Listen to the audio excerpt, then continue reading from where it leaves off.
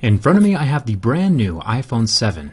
Whether you are Team Android or Team iPhone, anyone can appreciate a well-built phone. And that's what we're here to find out. Can this matte black iPhone 7 survive my durability tests? I've tested over 38 phones so far, including the previous iPhones. So let's see how this newcomer does.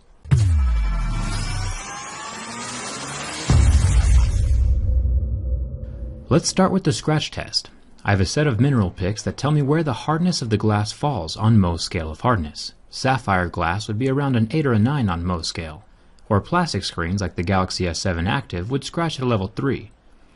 Normally, the average smartphone will start scratching at a level 6, and this appears to be the case with this new iPhone 7. It is on par with the typical smartphone screen hardness. Coins and keys won't scratch it, but you should keep it protected anyway. There are still plenty of abrasive materials in the environment, hiding in the pockets of your jeans or purse that can cause scratches to the screen of your phone. Let's jump down to the home button, or better said, the home touchpad now, since it doesn't click anymore. There have been rumors that the home button and the camera lens are made of sapphire, which would make them extremely scratch resistant, nearing the point of diamonds, which would be nice. Some smartphones, like the Galaxy phones, use a plastic home button that can scratch easily. But so far, this touchpad can resist the scratching from my razor blade. But is it sapphire, or is it just normal glass? The easiest way to find out is using the hardness picks. Like I mentioned before, glass will scratch at a 5 or 6, but sapphire should be around an 8 or a 9. And since this button has a deep scratch with a level 6 pick, we know for sure that it's regular glass and not sapphire. The earpiece is made of metal and very solidly stuck in place. It won't be sliding around or falling out like the old iPhone 4s did.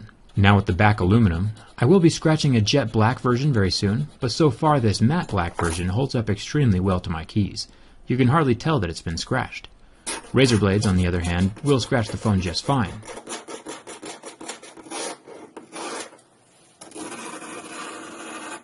And this is why I always keep my razor blades in a separate purse. You should too, unless you want one of these $800 aluminum curlicues. Now for the camera lens.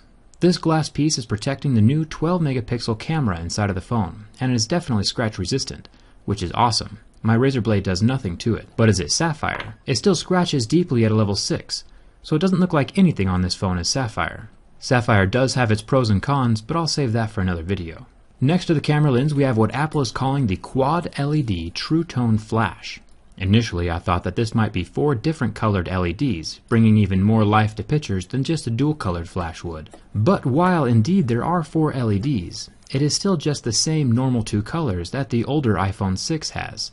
The flash is just brighter now, because there are more of the LEDs, which is good. Checking out the build quality of the rest of the phone, we find out that the buttons are metal, which is ideal. Plastic buttons tend to discolor or pop out more often than metal buttons do, so thumbs up to Apple for sticking with quality materials. The antenna bands are still plastic, but that's a necessity with Apple's design at this point in time.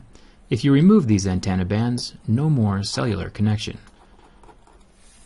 If we look down here, we see where the headphone jack doesn't exist. Now this is a problem on multiple levels. I'll go more in depth about this in my next video, but looking at it from purely a durability perspective, this is an extremely bad move. Just like any piece of electronics, the charging port component has a finite lifespan. Nothing lasts forever. It is designed to withstand a certain amount of physical wear and tear. This means it could stand 5,000 or 10,000 plugs and unplugs.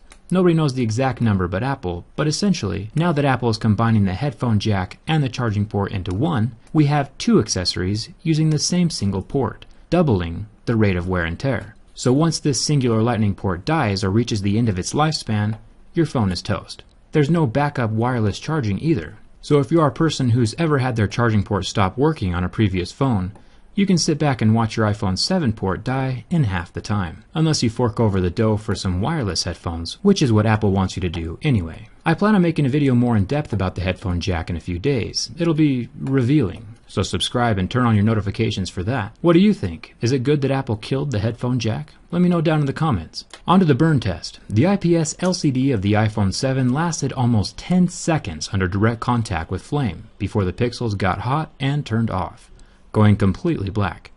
It is interesting to see what screens recover and which ones don't. Samsung AMOLED screens currently turn white and do not recover from flame. The iPhone, however, completely recovered and functions as normal. It is cool to the touch within seconds. Now the bend test. The iPhone 6 had a nifty little trick that would permanently match the phone to the curve of your body if you ever sat on it. The iPhone 7 does not appear to be as flexible. It is interesting to watch the waterproofing adhesive between the frame of the phone and the screen. You can watch it tear as I heavily flex the phone.